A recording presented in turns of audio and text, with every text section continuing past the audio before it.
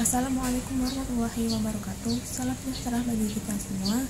Pada kesempatan kali ini dan pada video kali ini, saya akan membahas ataupun mempresentasikan makalah saya yang berjudul tentang perkembangan hukum Indonesia dalam kondisi modernitas dan menuju tatanan hukum responsif.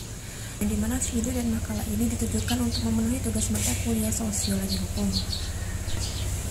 Makalah ini akan membahas tentang perkembangan hukum pada era modernitas serta penegakan hukum responsif, yang dimana hal ini juga meliputi dari perkembangan teknologi digital yang telah mengubah sistem penegakan hukum di Indonesia, pentingnya keamanan siber serta langkah-langkah untuk menuju penegakan hukum responsif.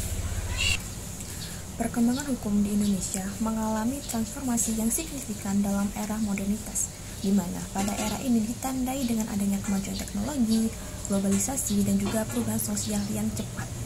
Hal ini juga mempengaruhi berbagai aspek kehidupan masyarakat, juga termasuk dalam sistem hukum yang ada di Indonesia. Baiklah, langsung saja pada pembahasan makalah ini. Yang pertama tentang perkembangan hukum di Indonesia dalam kondisi modernitas.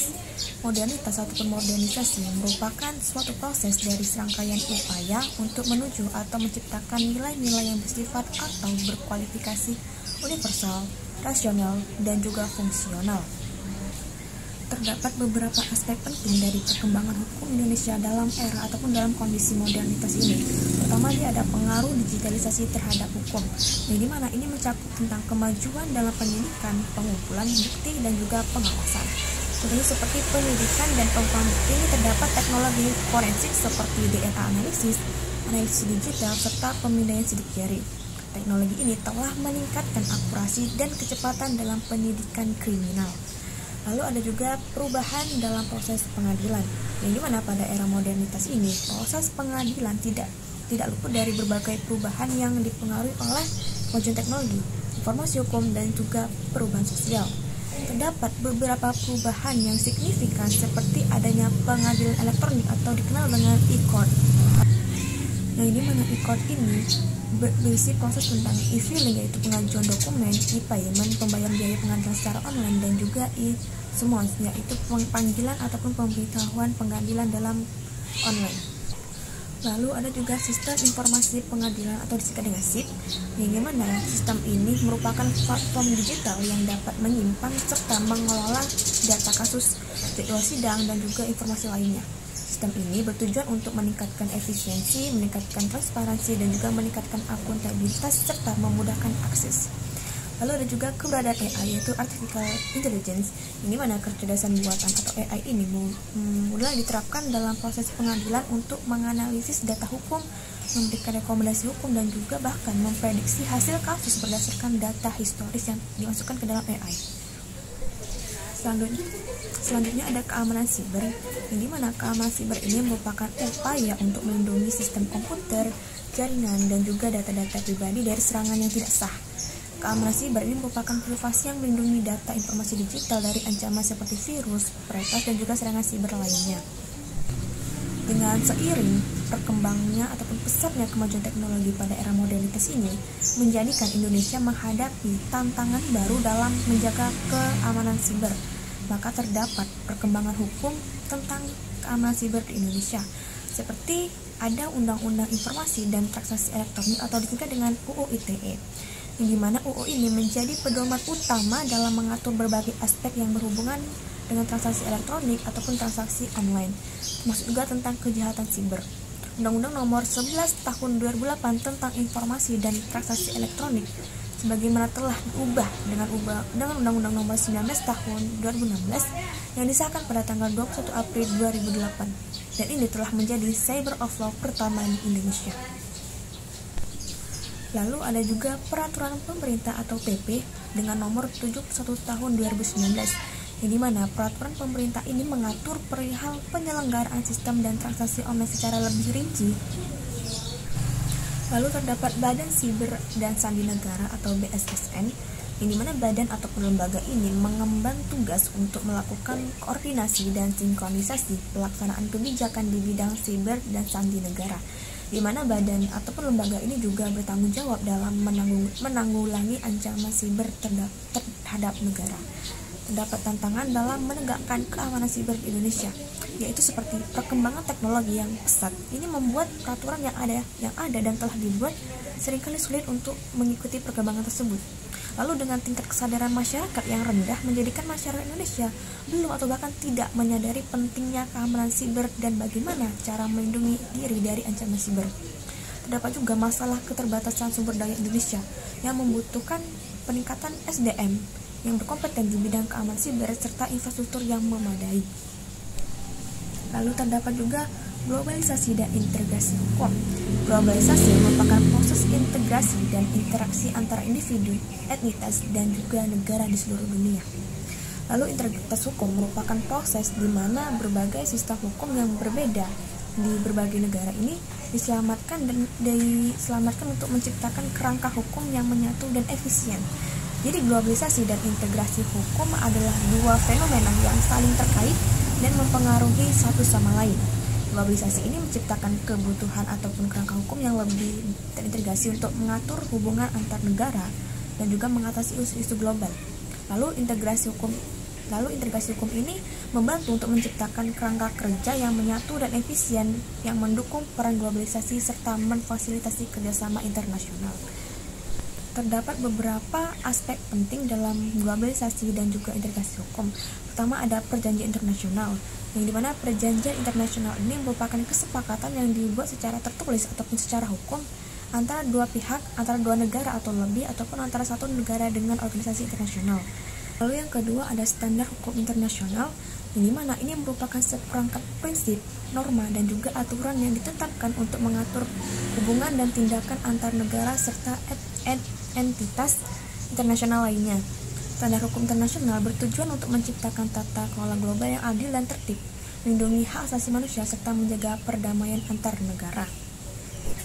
Nah, contohnya itu seperti Piagam Perserikatan Bangsa-Bangsa atau PBB, yang dimana ini adalah dokumen dasar yang mengatur hubungan internasional pasca Perang Dunia Kedua dan menetapkan prinsip-prinsip utama seperti kedaulatan, hak asasi manusia, dan juga penyelesaian sengketa secara damai. Lalu ada dia Konvensi Geneva. Konvensi ini merupakan dan menetapkan standar perlindungan bagi mereka yang tidak terlibat langsung dalam konflik bersenjata, termasuk warga sipil dan tahanan perang. Lalu ada juga Deklarasi Universal Hak Asasi Manusia, di mana deklarasi ini menetapkan standar hak asasi manusia yang harus dihormati dan dilindungi oleh semua negara di dunia. Selanjutnya ada tentang modernisasi sistem peradilan, yang dimana ini merupakan upaya untuk meningkatkan efisiensi, efektivitas, dan juga transparansi dalam sistem peradilan. Ini mencakup berbagai macam aspek. Seperti pertama dia ada reformasi birokrasi, yang dimana reformasi birokrasi ini merupakan upaya yang dilakukan untuk memperbaiki, menyederhanakan, dan juga meningkatkan kinerja serta efisiensi sistem birokrasi dalam suatu organisasi ataupun pemerintahan. Tujuan utama dari reformasi birokrasi adalah untuk menciptakan pemerintahan yang lebih responsif, transparan, akuntabel, dan efisien dalam melayani masyarakat. Berikut beberapa aspek penting dari reformasi birokrasi. Pertama, dia ada penerapan teknologi informasi komunikasi atau TIK. Ada juga pengurangan penumpukan perkara dan juga peningkatan kapasitas aparat peradilan. Lalu dia ada juga transparansi dan akuntabilitas, yang dimana ini merupakan proses hukum lebih terbuka dan mudah diakses oleh publik. Lalu akuntabilitas ini, sistem peradilannya berarti memastikan bahwa semua pihak yang terlibat dalam proses hukum bertanggung jawab atas tindakan mereka. Pembahasan selanjutnya ada tentang menuju tatanan hukum responsif. Pertama adalah tentang menuju tatanan hukum responsif. Pertama kita harus tahu dulu apa itu hukum responsif. Hukum responsif merupakan konsep hukum yang menekankan pentingnya hukum dalam menanggapi dan menyesuaikan diri dengan kebutuhan dan aspirasi masyarakat. Hukum responsif ini berorientasi pada hasil, pada tujuan-tujuan yang akan dicapai di luar hukum. Teori hukum responsif ini adalah teori hukum yang memuat pandangan kritis. Teori ini berpandangan bahwa hukum merupakan cara mencapai tujuan. Sifat responsif dapat diartikan sebagai melayani kebutuhan dan juga kepentingan sosial yang dialami dan ditemukan. Ciri hukum responsif adalah mencari nilai-nilai tersirat yang terdapat dalam peraturan dan kebijakan. Namun beberapa ciri lainnya itu adalah seperti Hukum responsif ini mendorong ketertiban aktif masyarakat dalam proses pembentukan hukum. Lalu hukum responsif ini juga mampu beradaptasi dengan perubahan sosial, ekonomi, dan politik. Serta hukum responsif ini berciri-cirikan untuk memenuhi ataupun memahami dan menanggapi isu-isu sosial yang relevan seperti ketidakadilan, diskriminasi, dan juga ketimpangan. Lalu terdapat beberapa karakteristik hukum responsif. Pertama, dia adalah fleksibilitas, di mana hukum responsif ini bersifat fleksibel dan adaptif terhadap perubahan sosial dan kebutuhan masyarakat yang terus berkembang. Kedua, dia ada partisipasi publik, yang dimana hukum responsif ini melibatkan partisipasi aktif masyarakat dalam proses pembuatan dan juga penegakan hukum. Ketiga adalah keadilan. Hukum responsif bertujuan untuk mencapai keadilan yang substantif, bukan keadilan yang formal. Keadilan substantif merupakan konsep yang mengarah pada keadilan yang berkaitan dengan isu dari suatu keputusan. Jadi, produk hukum yang berkarakter responsif adalah produk hukum yang karakternya ini mencerminkan pemenuhan atas tuntutan-tuntutan individu maupun berbagai kelompok sosial di dalam masyarakat, sehingga lebih mampu untuk mencerminkan rasa keadilan dalam masyarakat. Terdapat langkah-langkah dalam menuju tatanan hukum responsif. Yang pertama, dia ada partisipasi publik dalam pembentukan hukum, yang dimana ini meningkatkan keterlibatan masyarakat untuk terlihat lebih aktif dalam proses pembentukan hukum melalui pendidikan hukum, konsultasi politik dengan pendengaran pendapat dan juga forum diskusi. Kedua, dia ada adaptasi dan inovasi hukum, yaitu melakukan pembaruan undang-undang serta rutin untuk menjinjau dan memperbarui peraturan undang-undangan yang sudah tidak relevan atau usang agar sesuai dengan perkembangan zaman dan kebutuhan masyarakat. Ketiga, dia ada penguatan institusi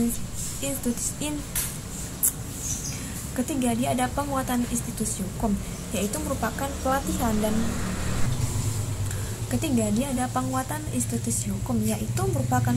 dan juga pengembangan kapasitas kepada aparat penegak hukum untuk meningkatkan keprofesionalisme mereka, integritas mereka, dan juga responsif mereka.